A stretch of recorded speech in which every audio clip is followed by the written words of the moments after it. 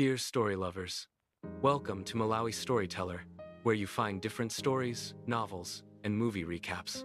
Please subscribe, share, like, and tell us your thoughts in comment section. The son they abandoned become their biggest regret.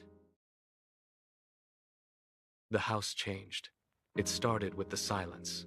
Sarah stopped reading bedtime stories, her eyes fixed on the ultrasound printouts taped to the fridge. The living room, once filled with building blocks, became a maze of cardboard boxes and nursery furniture.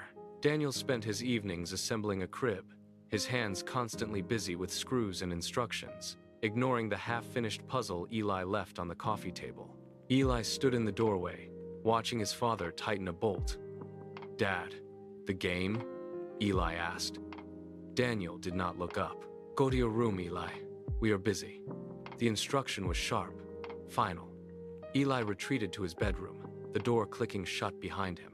He sat on the floor, staring at his reflection in the dark window. Days blurred into a cycle of closed doors and hushed conversations. The house no longer felt like a place for him. It was a construction site for someone else. He listened to the rhythmic tapping of the hammer against wood, a sound that marked the steady erosion of his own space. He was a spectator in his own home, watching the walls close in, one box at a time. Days bled into one another, marked only by the closing of doors.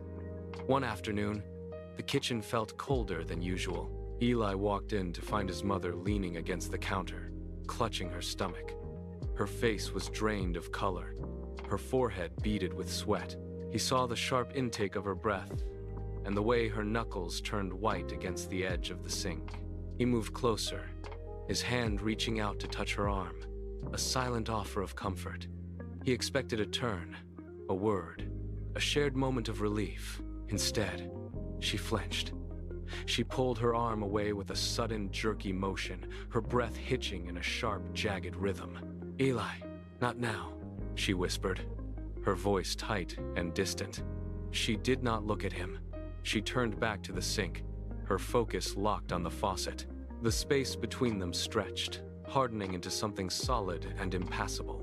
Eli stood frozen in the center of the kitchen, his hand still suspended in the air. He lowered it slowly. The silence in the room was no longer empty. It was heavy, pressing against his chest, confirming that he was no longer part of their world. Eli retreated to the hallway. The new carpet, thick and soft, muffled his footsteps, making him feel like a shadow moving through the house. He stood in the center of the corridor, his back against the wall. From behind the nursery door, the sound drifted out, a low, rhythmic murmur, followed by a burst of genuine, light-hearted laughter. It was a sound he had not heard in months. They were sharing a moment, a secret joy that had no room for him. The cold weight in his chest tightened, turning into a sharp, burning pressure. He needed to be seen. He needed to break the suffocating quiet that ignored his existence. He walked into the kitchen, his movements heavy and deliberate. He reached for a glass of water, his fingers trembling against the cool, smooth surface. He did not drink.